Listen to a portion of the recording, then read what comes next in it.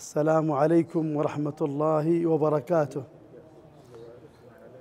بسم الله الرحمن الرحيم. الحمد لله رب العالمين، وأصلي وأسلم على أشرف الأنبياء والمرسلين نبينا محمد وعلى آله وعلى أصحابه وعلى من سار على نهجهم إلى يوم الدين. اللهم علمنا ما ينفعنا وانفعنا بما علمتنا وزدنا علما يا أرحم الراحمين. اللهم إنا نسألك الإخلاص في الأقوال والأعمال يا ذا الجلال والإكرام. أما بعد، فحياكم الله وبياكم، وكذلك للمشاهد وللمشاهدة، وأسأل الله لنا جميعا العلم النافع والعمل الصالح.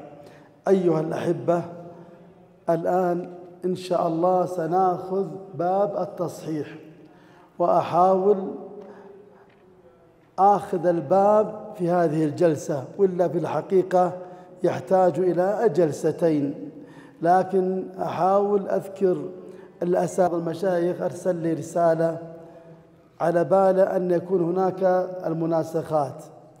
المناسخات يحتاج إلى يومين، وهنا 3 أيام فقط للمرحلة الثانية، ولا نجعل كل مرحلة 5 أيام، فلذلك ما أستطيع أشرح المناسخات لأن 3 أيام. اليوم الأول التأصيل، ويوم الثاني التصحيح، ويوم الثالث الرد. فإن أردتم نأخذ المناسخات نأخذ حسب ما تيسر، ممكن أكمله بعد العشاء، لكن يحتاج إلى وقت. لكن الذي عنده اختبار، عندي دروس مسجلة أكثر من موقع، بإمكانه يجلس ويستمع إليها ثم يتواصل معي وأنا أكلمه، يرسل لي رسالة أو يتصل ثم أغلق وأتصل عليه. هذا ليس خسارة بالنسبة لي، هذا ربح. فإن أراد ذلك ما في إشكال، يتابع لي دروسي في التي عقدتها في عدة أماكن، لأن ما يكفي يوم واحد المناسخات، والقصير الأول عصر ما شاء الله طويل، الآن جلسة واحدة، والمغرب جلسة واحدة، ما يكفي، ولا ما عندي مانع. لكن بإمكانه يستمع للدروس، ما دام اختبارات عليه يستمع للدروس، و3 مجالس يتبعها نقطة، يعني نقطة إلى أن يضبط المناسخات، ثم يتصل علي. أنا موجود لكم هنا، وهذا شرف لي. فأتفكر فيه. تريدون باب الرد سأنهي إن شاء الله.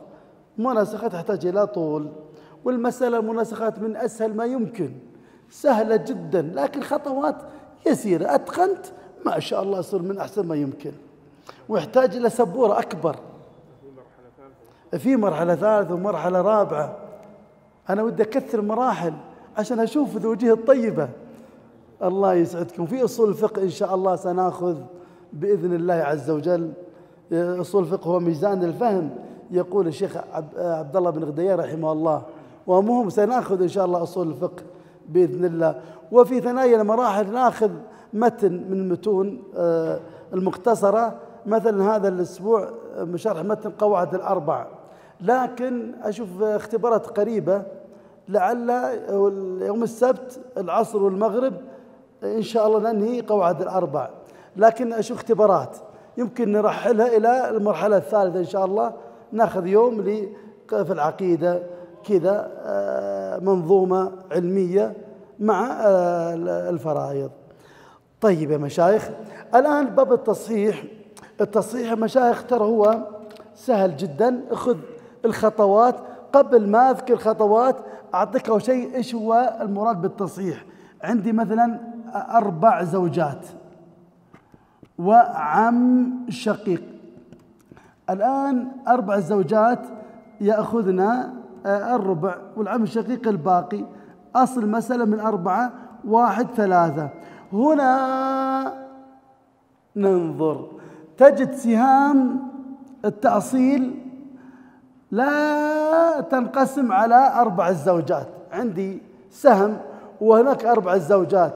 هل الواحد ينقسم على 4؟ لو عندي 4 زوجات وعندي جوال قلت بقسمه عليكم، كيف؟ هل أقطع الجوال قطعة؟ ففي انكسار. أيوة، هنا الآن نلجأ إلى باب التصحيح.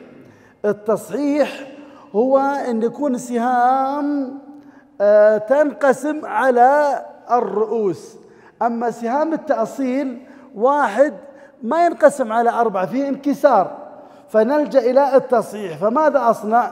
أنظر بين الواحد والأربعة بينهم انكسار، إما مباينة أو موافقة، وسأبين إن شاء الله. بينهم مباينة أمسك هذا الأربعة ثم أرفعه إلى الأعلى 4، يسمى هذا جزء السهم، ثم 4 ضرب 4 يطلع لي 16، هذا يسمى مصح المسألة اللي باب التصحيح. التصحيح هو ضد الكسر، أن يكون سليما، والسليم ضد الكسر، يعني سهام التصحيح لا يمكن تنكسر على الرؤوس، وإلا ما الفائدة من التصحيح؟ انظر الآن 4 هذا أصل مسألة، أصل مسألة ممكن أصل مسألة سهام أصل مسألة تنكسر مثل ما رأيتم الآن، لكن ذهبنا إلى التصحيح 4 ضرب أصل المسألة طلع 16، هذا 16 يسمى مصح المسألة. 4 ضرب 1 كم طلع لي؟ 4، لكل واحد منهم واحد، لكل واحد منهن واحد. 4 الآن تنقسم على 4 زوجات ولا ما تنقسم؟ تنقسم. إذن الآن هربنا من الكسر إلى التصحيح بهذه الطريقة، ثم 4 ضرب 3 يصير 12. إذن العام يأخذ 12 من 16، هي 3 من 4. لكن هذا هو التصحيح، سأبحث إن شاء الله التصحيح بالكامل، لكن هذه مقدمة. التصحيح ضد الكسر، ولأن إذا وجدنا السهام التأصيل منكسر على الرؤوس نلجأ إلى التصحيح. التصحيح وتحصيل أقل عدد ينقسم السهام على الرؤوس، وسنبحثها الآن. إذا اتضح لك الآن ما المراد بالتصحيح. أقول لك الآن في بداية الكلام، التصحيح ينقسم إلى قسمين. انتباه، التصحيح ينقسم إلى قسمين: الانكسار على فريق واحد، والثاني الانكسار على أكثر من فريق. انتباه، مثالي الأول إذا كنت انكسار على فريق واحد، هناك انكسار على أكثر من فريق، قد يصل إلى 4 فرق. من يورث 3 جدات ممكن تأتي مسألة 4 فرق، سأبين. لكن أريدك الآن تنتبه الانكسار على فريق واحد، مثل المثال الذي شرحته لك وسأعيد الشرح مرة ثانية. الانكسار على فريق واحد هنا فلنا نظر واحد. هنا ذكرت لك 4 زوجات وعم شقيق. الآن تجدون أن 4 زوجات لهن الربع والعم الشقيق الباقي. أصل المسألة من 4 1 3. تجد الآن 1 منكسر على 4. إذا كم فريق منكسر عندي الآن؟ فريق واحد، لأن صاحب الفرض هذا فريق، فرضين يكون فريق ثاني، لكن هنا فريق واحد نضع عليه دائرة. إذا 1 ينقسم على 4 ولا ما ينقسم؟ ما ينقسم، هذا فريق واحد. 3 وعم شقيق ينقسم ولا ما ينقسم؟ ينقسم. إذا كم فريق منكسر عندي؟ 1، ولذلك أوضع له دائرة. والتصحيح ينقسم إلى قسمين: انكسار على فريق واحد والانكسار على أكثر من فريق. الآن الانكسار على فريق واحد كم لنا من نظر؟ نظر واحد. وإيش هو النظر؟ النظر هو ناظر النظر بين السهام والرؤوس. هنا بعض الناس يقع في الخلل أو في الخطأ. هنا النظر بين السهام والرؤوس، لكن ما بدأ النظر السهام، ومنتهى النظر الرؤوس. انظر الآن كسر على فريق واحد، لنا نظر واحد وهو النظر بين السهام والرؤوس، لكن مبدأ النظر السهام ومنتهى النظر الرؤوس.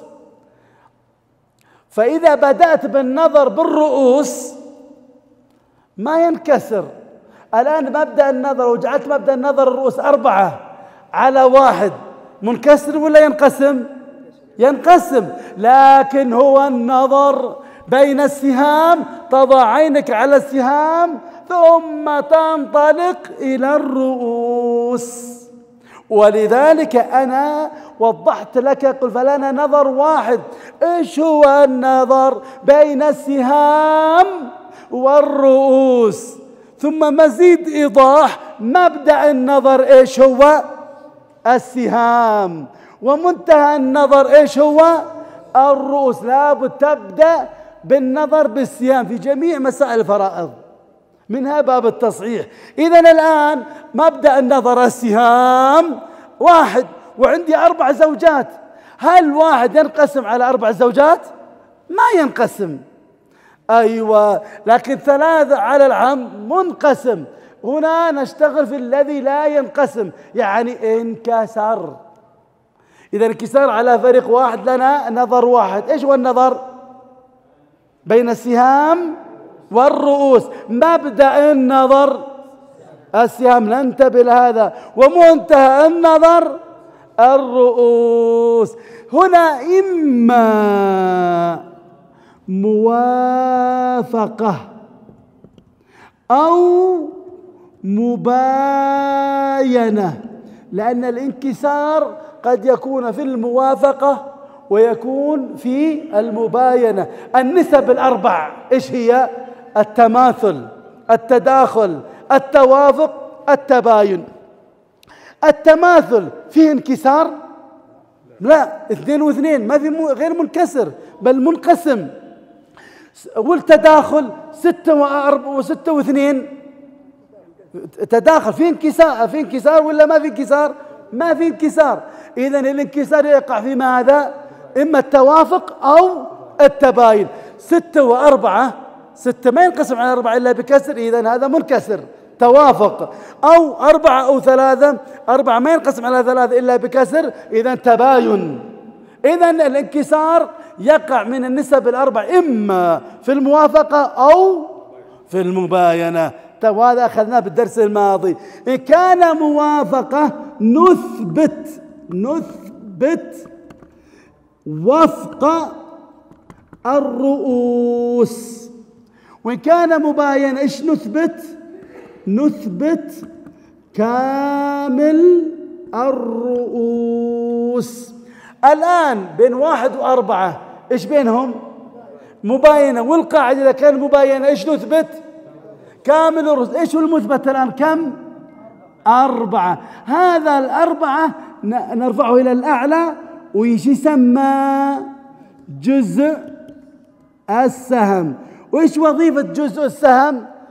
تضرب أو تضرب في أصل المسألة أو في عولها إن عالت، فما تحصل فهو مصح المسألة.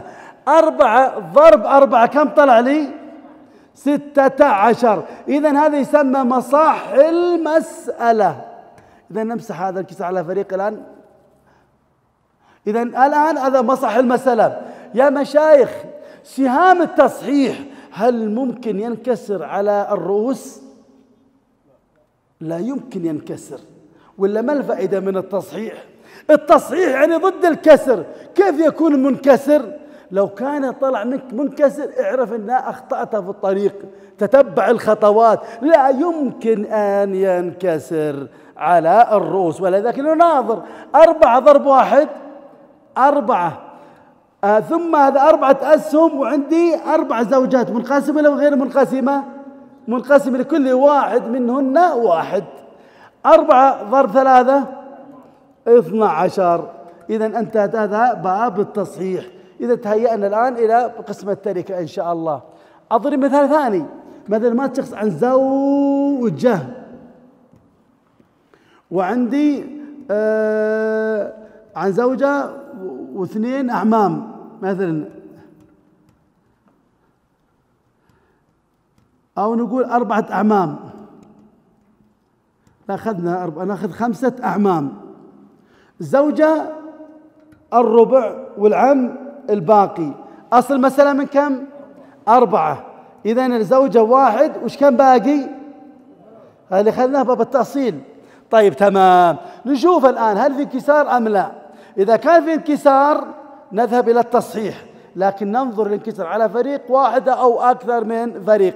نشوف 1 وعندي زوجة، منكسر ولا منقسم؟ إذا غير منكسر. تمام، إذا 1 تأخذ الزوجة بالكامل. عندي 3 أسهم وعندي 5 أعمام، منكسر ولا غير منكسر؟ منكسر، وضعنا له دائرة. الانكسار الآن على فريق واحد ولا أكثر من فريق؟ على فريق واحد. تمام، إذا كان فريق واحد كم لنا من نظر؟ لنا نظر واحد. إيش هو النظر؟ النظر بين السهام والرؤوس، لأن بعض أهل العلم يقول النظر بين الرؤوس والسهام. الأدق أن ينطق أن يقول بين السهام والرؤوس. ثم مزيد إيضاح، مبدأ النظر إيش هو؟ السهام، ومنتهى النظر الرؤوس. إما أو إما موافقة. إذا كان موافقة إيش نثبت؟ وفق الرؤوس. وإذا كان مباينة إيش نثبت؟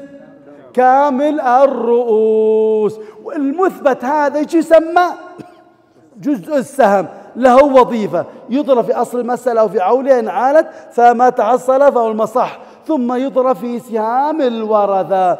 الآن عندي 3 و5 بينهم مباينة، ليس بينهما موافقة. بين 3 و5 في انكسار مباينة. إيش نثبت؟ كامل الرؤوس. أثبتنا كامل الرؤوس، ثم وضعنا هنا هذا يسمى جزء السهم. 5 ضرب 4 كم يطلع لي؟ 20. هذا يسمى مصاح المسألة. 5 ضرب 1 5، 5 ضرب 3 15، لكل واحد منهم 3، صار 15 منقسمة على 5 الرؤوس. سهلة جدا باب التصحيح، بس يحرك ذهنه. أضرب مثال آخر. سلمكم الله.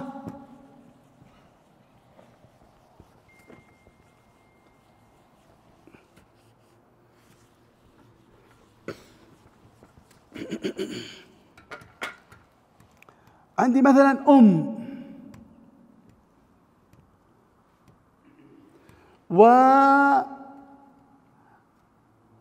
سلمكم الله السدس، مسألة من 6 1. لو حطين هنا مثلا 10 أخوة أشقاء، الأم السدس 10 أخوة أشقاء الباقي. أصل المسألة من 6. إذن 1 للأم، وش باقي؟ 5. ليش 1؟ لأن 6 تقسيم 6 1 ضرب 1 1، باقي 5. الآن 1 للأم منقسم ولا غير منقسم؟ منقسم. عندي 5 أسهم و10 أشخاص، منقسم ولا منكسر؟ منكسر، لأن 5 ما تنقسم على 10 إلا بكسر. إذا نضع عليه دائرة كذا عشان نعرف كم بالانكسار. كم انكسار عندي؟ 1. إذا كان الانكسار على فريق واحد كم لنا من نظر؟ نظر واحد. النظر إيش هو؟ بين السهام والرؤوس. مبدأ النظر السهام، ومنتهى النظر الرؤوس. إما موافقة أو مباينة. إذا موافقة إيش نثبت؟ وفق الرؤوس. أو مباينة، إيش نثبت؟ كامل الرؤوس. ننظر الآن بين الخمسة والعشرة بينهم مباينة، عفوا بين الخمسة وعشرة في انكسار، إما موافقة أو مباينة. الآن بينهما موافقة أو مباينة؟ ما رأيكم؟ طيب ممكن يكون مداخلة؟ أيوة، لأن بعض الناس يقول 10 و5 مداخلة، نقول أخطأت بالطريق. قلنا الطريق مبدأ النظر السهام ومنتهى النظر الرؤوس. لو عكست في الطريق قلت مبدأ النظر الرؤوس ومنتهى النظر السهام 10 تنقسم على 5، لكن أخطأت بالطريق. ولذلك في كتابي وضحت أكثر، أقول مبدأ النظر السهام ومنتهى النظر الرؤوس. هنا ننظر هل بينهم مباينة أو موافقة. نضع هنا 5 ونضع هنا 10، نقول هنا هذا الرؤوس وهذا السهام. نمسك الآن إيش العدد الذي ينقسم على 5 وعلى 10؟ 2. لو حطيت 2 10 تقسيم 2 5، 5 تقسيم 2 ما ينقسم، لا بتجيب عدد ينقسم على العددين. 20 مستحيل. 20 لو حطيت 20 10 تقسيم 20 في كسر 10. طيب نشوف 10 تقسيم 10 1، 5 تقسيم 10 لا، هذا كان عندكم، عندنا لا. 5 تقسيم 10 بدل 10 5. أيوة، نضع هنا 5. خذها فائدة. إذا شفت تبي تختبر الأرقام، عندك السهام 5 والرؤوس 10، الحظ إيش أصغر رقم؟ أخذ أصغر 5. إذن ما بعد 2 إلى 5 تقدر تختبرهم. فوق 5 ما تختبر، ما ينقسم، لكن ممكن تختبر 2، ممكن 3، ممكن 4، ممكن 5 فقط. إذن ما يزيد عن 5. على كل حال سأركز عليها هذه الفائدة في المستقبل. إذا نمسك 5 الآن، 10 تقسيم 5 كم؟ 2، و5 تقسيم 5 1. إذن هذا يسمى القاسم المشترك. القاسم المشترك، إذن هذا 5 ينقسم على 10 وينقسم على 5، يطلع لي الوفق. وفق 10 كم؟ 2، وفق 5 1. هنا ماذا قلت لك؟ إذا كان موافقة نثبت ماذا؟ وفق الرؤوس. إذن وفق الرؤوس كم هنا؟ وفق الرؤوس كم؟ ناظر. الآن سويت لك القاعدة 5 و10. الآن القاسم المشترك 5، فال5 ينقسم على 10 طلع لي 2، وينقسم على 5 طلع لي 1. أنا أريد وفق الرؤوس. 10 هذا الرؤوس، وال5 هذا السهام. إيش وفق الرؤوس؟ 2 لابد تنتبه لها. بعض الناس يقع في الخلل، يجعل وفق السهام. لا، مبدأ النظر السهام واللي تثبت الرؤوس، هذا العدل. تمشي مبدأ النظر السهام ومنتهى النظر الرؤوس. إن كان موافقا تثبت الوفق، وإذا كان مباينة تثبت كامل الرؤوس. هنا الآن بينهم موافقة، إذن وفق 10 كم؟ 2. إذن تضع هنا 2. هذا ايش يسمى؟ جزء السهم. جزء السهم ماذا أصنع له؟ جزء السهم نضربه في أصل المسألة. 2 ضرب 6 12، و2 ضرب 1 2، و2 ضرب 5 10.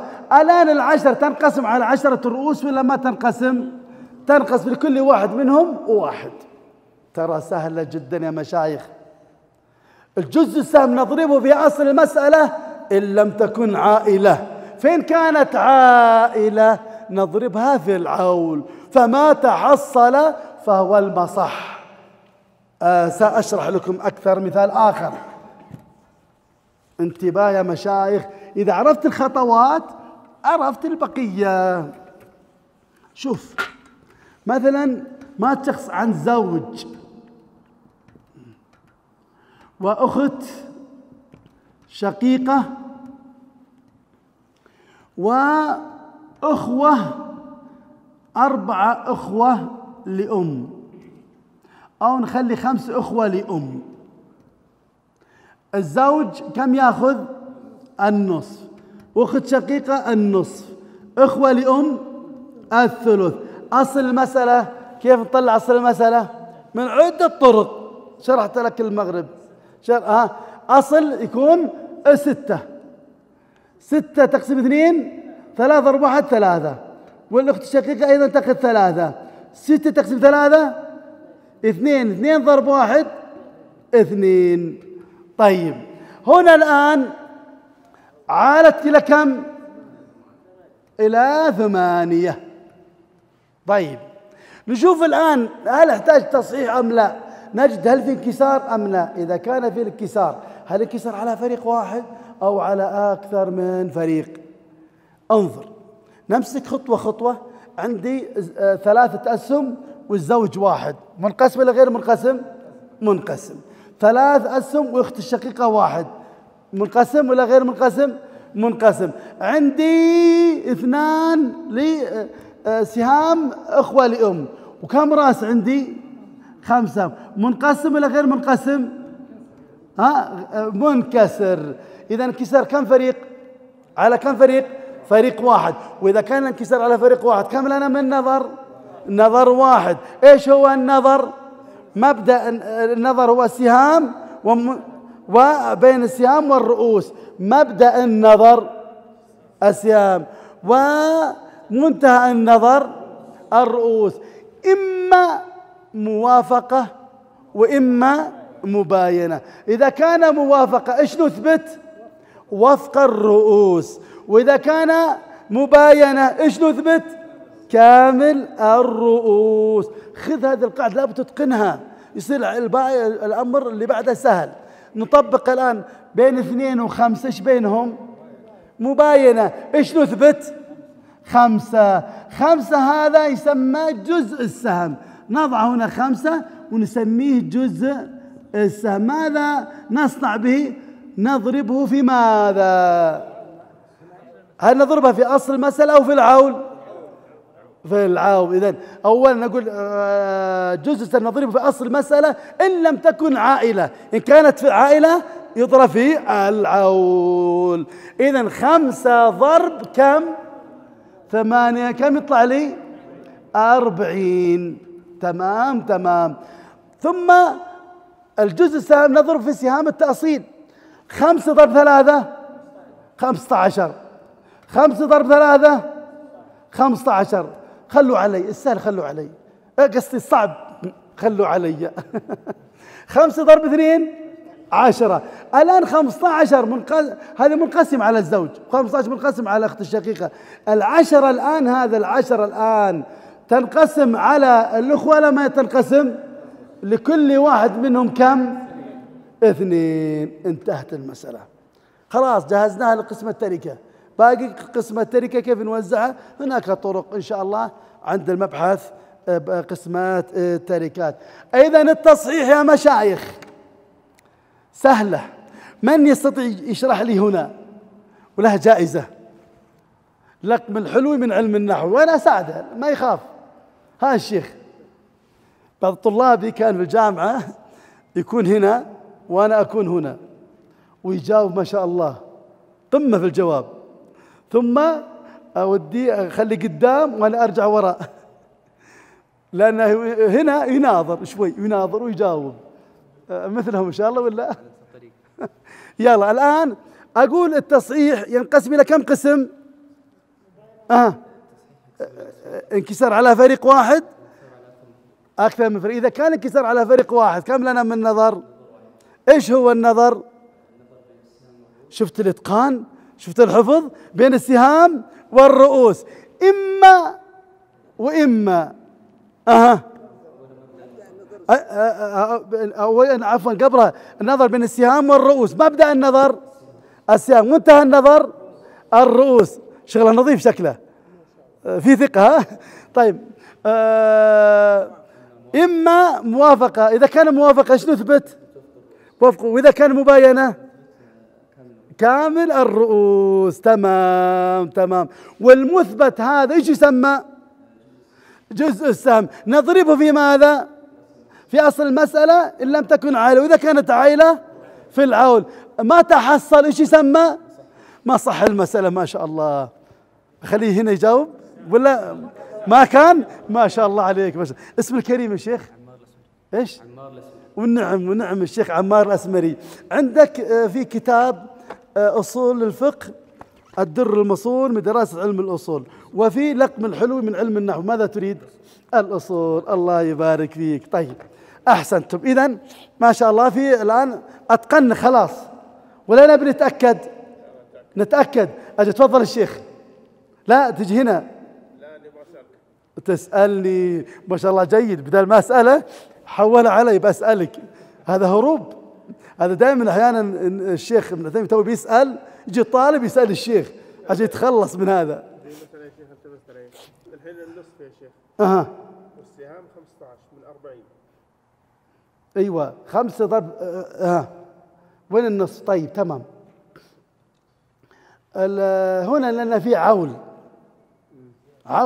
الزوج بدل ما ياخذ 3 من 6 النصف خذ 3 من 8. اتضح لك الآن؟ أيوة تمام تمام.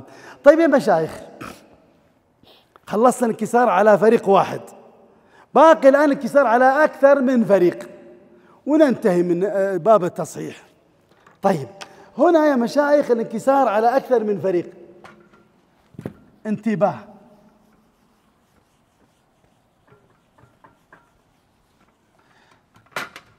النوع الثاني قلنا الانكسار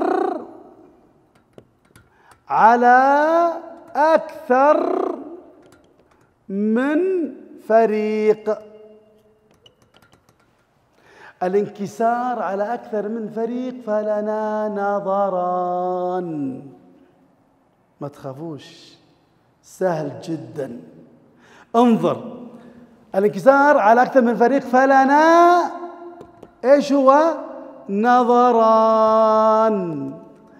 النظر الأول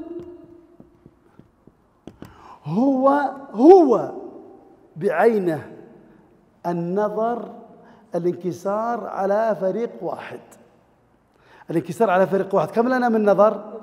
نظر واحد. هو ننزل هنا النظر الأول. إيش هو النظر؟ بين السهام. نكتب الآن بين السهام والرؤوس. مبدأ النظر السهام، منتهى النظر أو إما موافقة فنثبت وفق الرؤوس، وإما مباينة فنثبت كامل الرؤوس. تمام. طيب هنا الآن وين أضع الأمثلة؟ نحتاج هنا، لا هنا يلا هنا. عندي مثلا 3 زوجات أو نقول زوجتان، نختصر لنا الأرقام. زوجتان، وهنا 4 أعمام أشقاء. الزوجتان كم يأخذنا؟ الربع، وال4 أعمام الباقي. أصل المسألة من كم؟ 4. هنا 1 هنا 3. 1 وزوجتان في انكسار ما في انكسار؟ هذا نحط عليه دائرة. نقول هذا انكسار على فريق واحد. نشوف 3 أعمام و4 أعمام في انكسار؟ في انكسار، لأن 3 ما ينقسم على 4. إذا كم انكسار على كم فريق؟ على فريقين، يعني أكثر من فريق. إذا كان أكثر من فريق كم لنا من نظر؟ لنا نظر من نظران.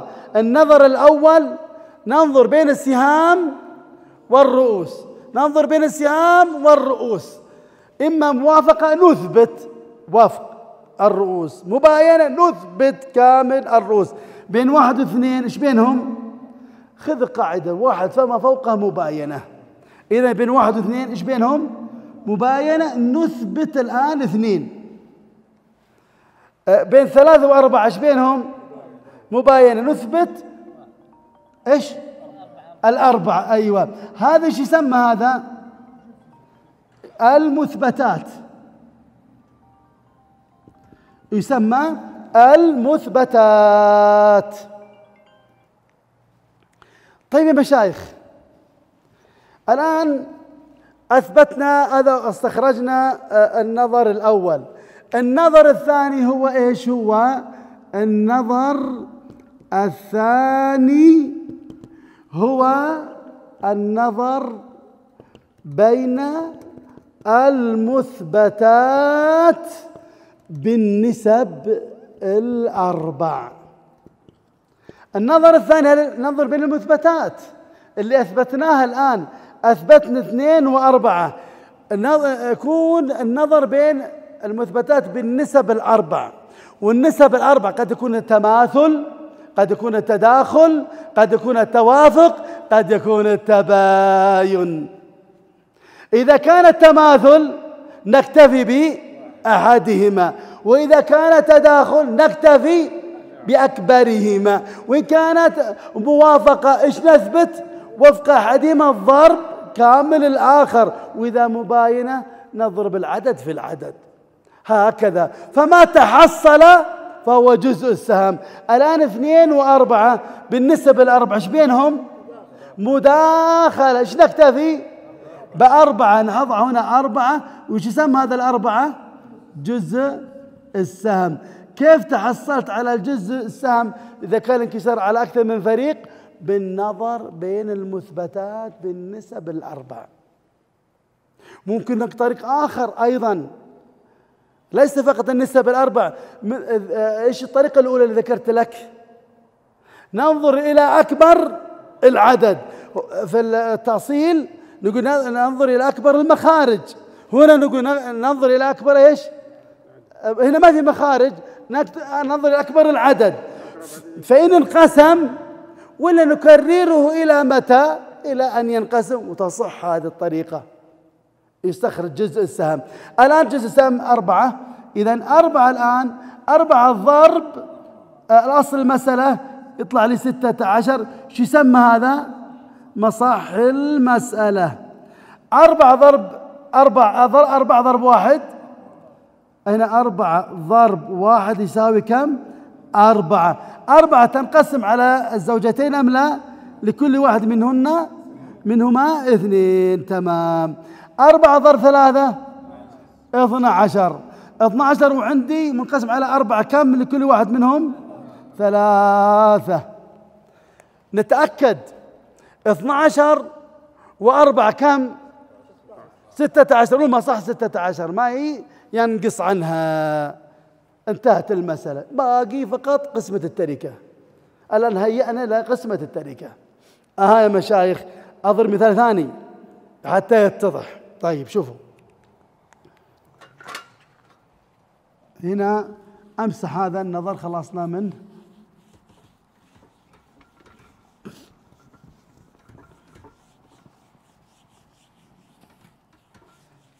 شوف، مات شخص عن زوجتان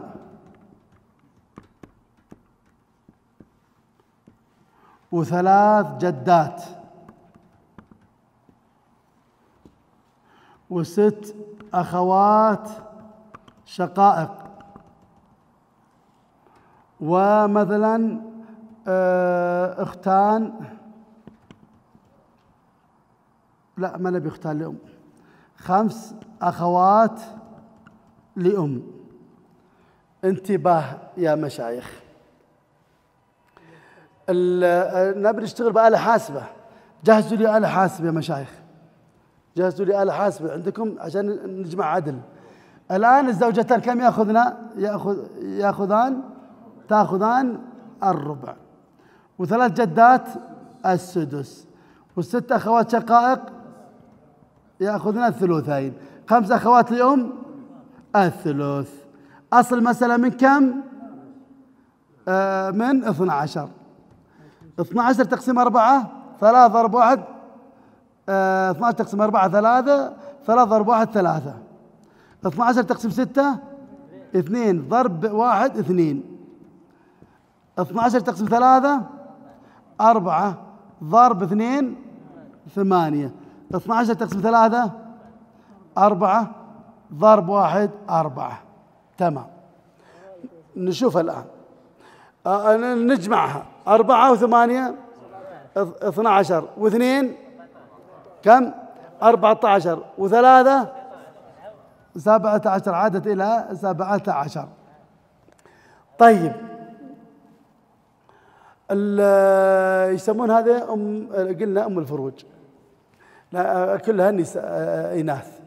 طيب هنا نشوف الآن انكسار. عندي 3 وزوجتين في انكسار، نحط دائرة. 2 و3 جدات نحط دائرة، هذا فريق ثاني. 8 و6 ينقسم انكسار، نحط دائرة. 4 و5 في انكسار، نحط عليه 4. إذا دائرة على 4، كم فريق عندي الآن؟ 4 فرق. الانكسار على أكثر من فريق يصل إلى 4 فرق. هذا على قول بتوريث 3 جدات، هو مذهب الحنابلة. طيب نيجي الآن انكسار على أكثر من فريق، كم لنا من نظر؟ أكثر من فريق، لنا نظران.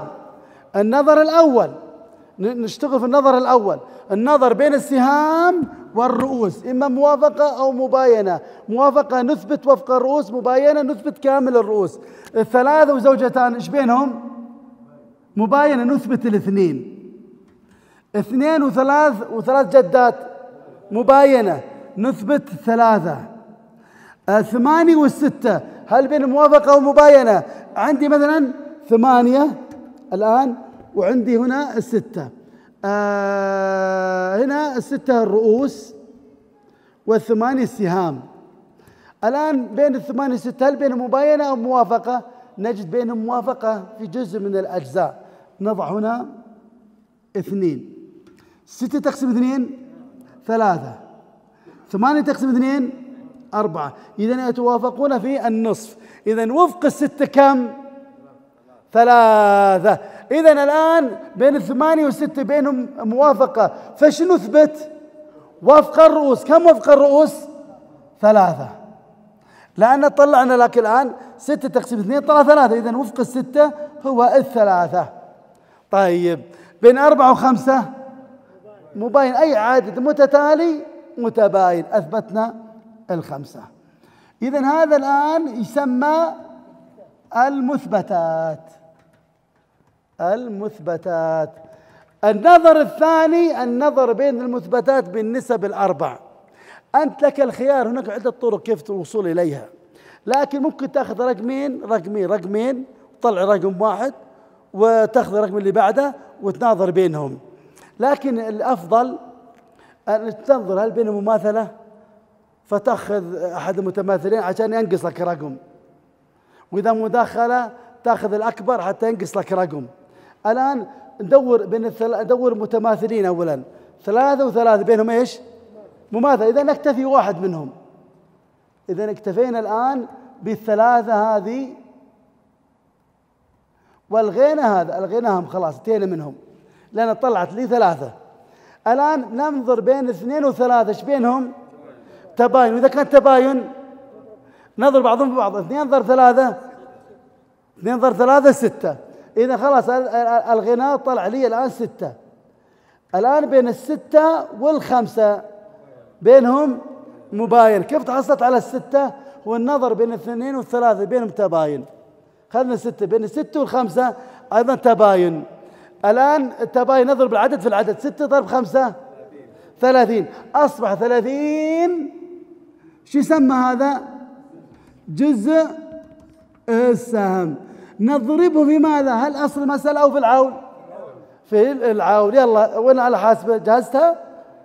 ما جهزها الشيخ. يلا الشيخ أجهز. نضرب الآن 30 ضرب 17. كم؟ 510. 510 هذا مصح المسألة. هل ممكن سهام المصح تنكسر على الرؤوس؟ مستحيل، وإلا ما الفائدة من التصحيح؟ لو انكسر ارجع الخطوات، لعل في خطأ وقعنا فيه. ثم أمسك 30 ضرب 3 كم؟ 90. 90 الآن 90 تنقسم على زوجتين، كل واحد منهم كم؟ 45. طيب يلا 30 ضرب 2 خلوا علي ذا 60. 60 تنقسم على 3 خلى عليكم 20. تمام. يلا ذي مرة عليكم 30 ضرب 8. يلا شيخنا 200 متأكدين؟ 240. 240 تنقسم على 6 ولا ما ينقسم؟ كم؟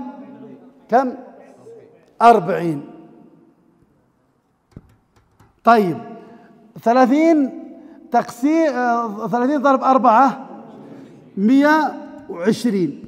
120 تنقسم على 5 لما تنقسم لكل واحد كم؟ 24. 24. نبي نتأكد. 90 و60 اجمعها لي 150. 150 و240 390. 390 و120 400 510. إذن العملية صحيحة. انتهى باب التصحيح. ندرس في الجامعة 6 محاضرات، الآن أخذناها يعني في محاضرة واحدة يعتبر نفس الطريقة. شيخنا 8 و6. 8 و6 ايش بينهم؟ يعني بينهم باين. لا هذا شرحت لك 8 و6 هذا الرؤوس وهذا السهام. الآن ايش يشتركون في جزء القاسم المشترك بينهم في النصف في الاثنين، هذا يسمى القاسم المشترك. 6 تقسيم 2 3. نثبت وفق الرؤوس، ما نثبت الاثنين. 2 هذا يسمى القاسم المشترك، له وظيفة واحدة يطلع لي الوفق. عرفت علينا؟ صار وفق 6 3. إذا كتبنا وفق 6 3 ما لنا شغل في هذه. هنا استخراج النظر بين السهام والرؤوس، ننظر بين السهام ونثبت الرؤوس فقط، ما نضربها في كامل الآخر. هذا متى؟ عند استخراج أصل المسألة، وعند النظر بين المثبتات، وعند النظر بين أصول الأموات. سنبحث إن شاء الله أصول مسائل الأموات. هنا فقط في التصحيح النظر بين السهام والرؤوس، نبدأ النظر السهام ومنتهى النظر الرؤوس، نثبت الرؤوس فقط إن كان الوفق وفق الرؤوس، وإذا كان تباين كامل الرؤوس. انتبه لهذا الملحظ. يا مشايخ الأمر إن شاء الله سهل. إذا تضربون أمثلة عدة مرات وتتقنون. الآن نأخذ مثال واحد، يلا تحلون لي، أو يجي واحد يحل لي هنا. فما رأيكم؟ يلا شيخنا بسم الله. نحط مسألة سهلة إن شاء الله. طيب إيه لا هذا صعب، سهلة ما صعبة يا شيخنا. أنا أمسح. الله يسعدك يا رب. وين هذا الثاني؟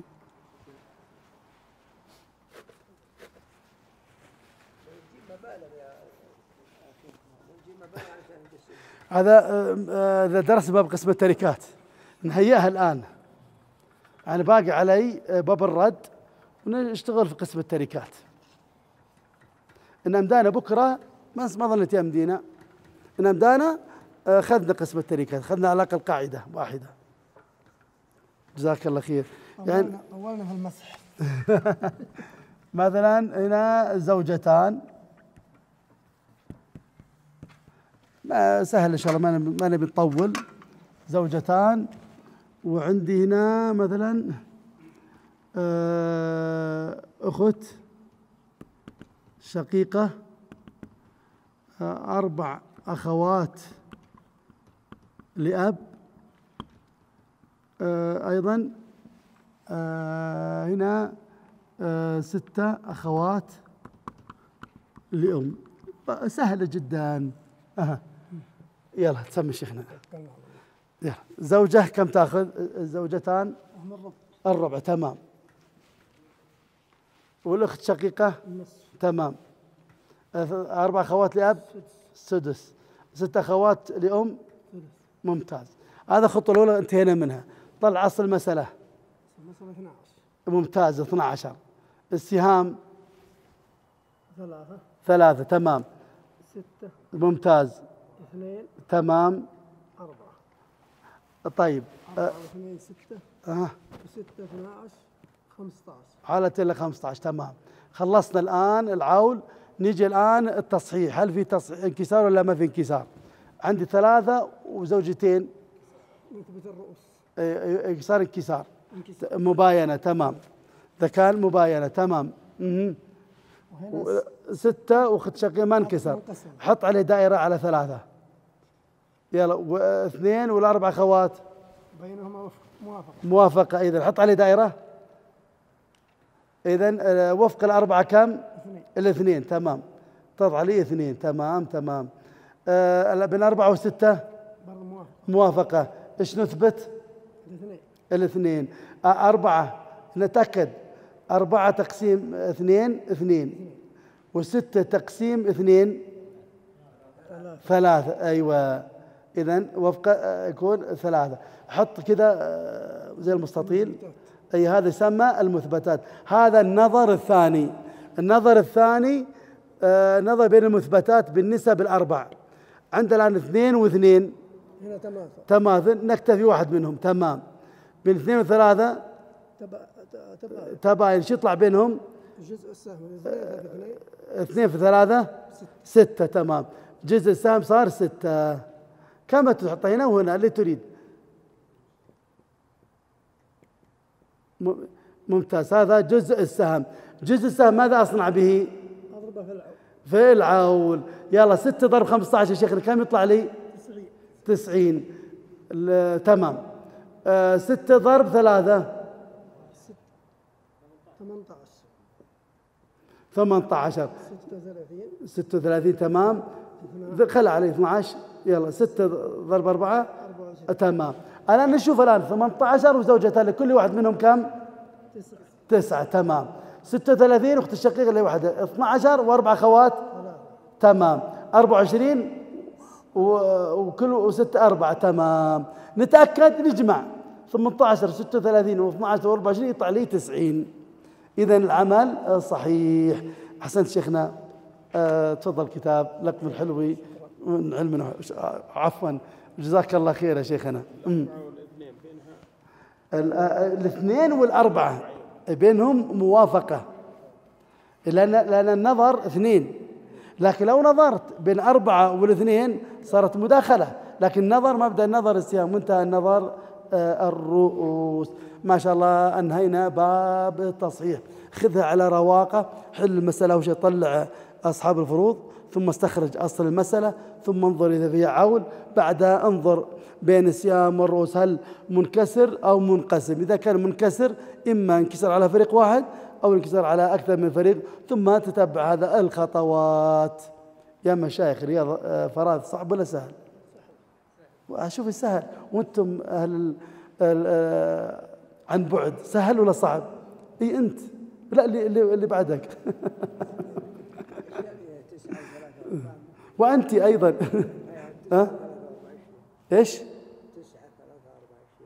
وينها إيش؟ 9 و3 ولا هذه الأسهم لكل زوجة 9 كل زوجة.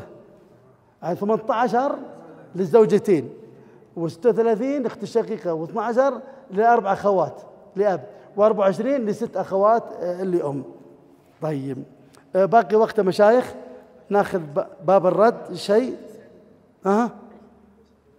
طيب بالنسبة للمناسخات يعني يقول في وقت فراغ لابد ترتاحون شوي. لكن المناسخات ما يكفي. فإذا تريدون ناخذ حسب ما تيسر لنا ما عندي مانع، نشرح المناسخات. تريدون ناخذ الرد، ناخذ الرد إن شاء الله، يعني بإذن الله يكفي إن شاء الله. إذا ما كفى أخذنا بين الأذان والإقامة. والحالة في طريقة في الأخيرة تشبه المناسخات، الحالة الثالثة. فإيش رأيكم أنتم؟ أنا المقرر لي أساسا الرد، ماشي على كتابي. إذا اللي عليه مناسخات ممكن يستمع دروس، يرسل لي وارسلها درس المناسخات، وثم يراجع وأنا أشرح له. ما استطاع ممكن أنا أكلم وأشرح له مرة ثانية، ما عندي مانع، أتشرف بكم. طيب، فما رأيكم نقف وناخذ باب الرد، جزء من الرد، ولا تمشون؟ اللي يريحكم، ترى الرد يبي ها. يمكن بعضهم يبي يذهب يعني يصلي في قريب من بيته. يا شيخ أنت الرد على أنه اليوم ولا بكرة؟ لا باكر، أنا عندي اليوم ما في إشكال، المناسخات ما في إشكال، كل الحمد لله، أسأل الله أن يتوب علينا. بس أنا قصدي أنا كلامي كله أنا رفقة بكم. خلاص غدا يا أجل نبدأ الآن باب الرد.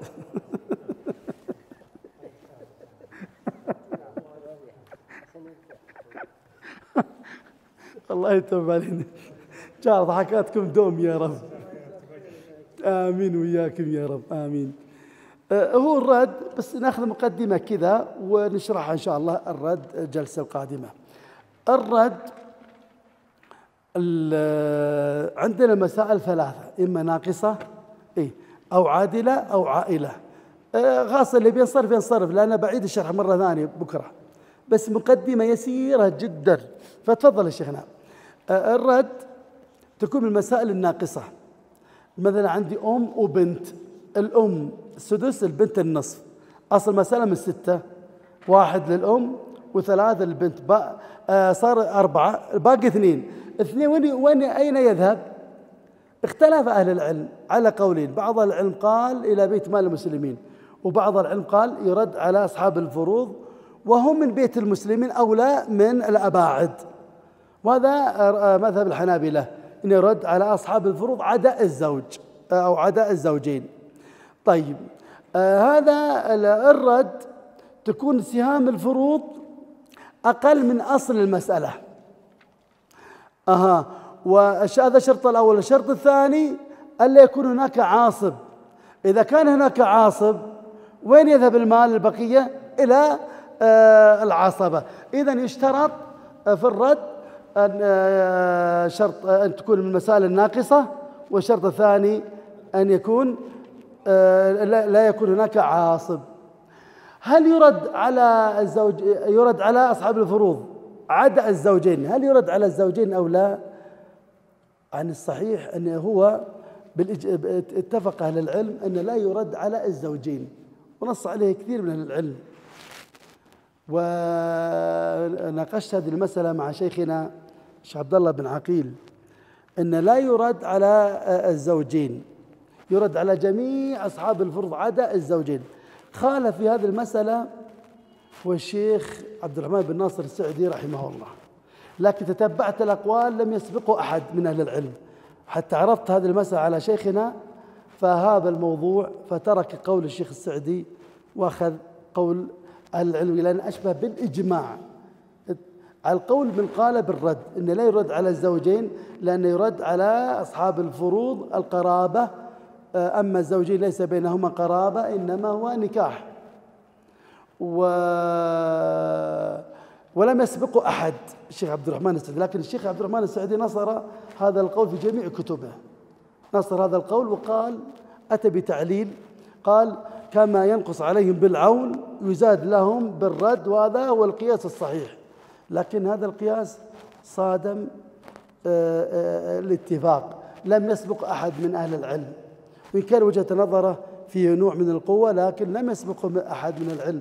وأن نظرة طالب العلم ينتبه، إذا لم يسبق أحد من العلم لا يأتي بقول مهجور، أو ما سبق أحد من العلم يأتي بالشواذ، وهذا يأتي بالطوام. فلذلك طالب علم لا يتعجل، فإذا لم يسبق أحد ينتظر حتى يبحث عن من قال به. ولذلك الشيخ محمد بن عثيمين في بعض المسائل يترجع عند قول، لكن يعني يجبن أو ما يستطيع أن يأخذ بهذا القول لأنه لم يسبق أحد، يخاف فترك هذا القول لأنه لم يسبقه بأحد، بل قال إذا قال بأحد من أهل العلم فأنا أقول به في مسائل مثلا في مسح على الخفين في بعض المسائل، فما جزم بهذا القول لأنه لم يقل به أحد. ولذلك إذا شفت مسألة يعني ما قال بأحد لا ترجح هذا القول، لا بتتتبع القول هل قال في أحد ولا ما قال. إذا ما قال أحد فكان مظلم مهجور فلا تقدم عليه. وأيضا مسألة قول الجمهور قول الأقل، قد يكون الصواب الحق واحد عند الله عز وجل، وقد يكون الصواب عند الأكثر وقد يكون عند الأقل، لكن إذا اخترت القول الأقل لابد يكون عندك مزيد يعني تتبع الاستقراء وتأمل أكثر وأكثر. لا تستعجل في القول الأقل مباشرة والراجح القول الثاني وإن كان الأقل، لا تستعجل. أنا طبعا الحق واحد عند الله عز وجل، لكن قد يكون الحق عند القول الأكثر وقد يكون الحق عند الأقل. إذا اجتهد الحاكم فأصاب فله أجران وإذا أخطأ فله أجر. إذن قد يكون يعني عند الأكثر عند الأقل، لكن إذا الأقل أريد منك مزيد عناية، لا تستعجل. بعض الناس يأخذ شغل غيره، يتعب يأخذ قول الأقل ويأخذ أدلتهم ولا يناظر إلى القول الجمهور وأدلته، إنما أحد العلماء رجح هذا القول فالثاني أخذ بهذا القول وما تعب. المفترض ينسب القول لأهله، لا يقول الراجع عندي وأنا ما تعبت، إنما أخذت قول الراجع عند الشيخ محمد بن عثيمين أو ابن باز أو غيره، بل أقول هذا اختيار ابن باز رحمه الله، هذا اختيار ابن عثيمين، هذا اختيار الشيخ صالح الفوزان، وهكذا مثلا من المعاصرين. لكن إذا الأقل أقول لك لا بد يكون عندك مزيد عناية، لا تستعجل.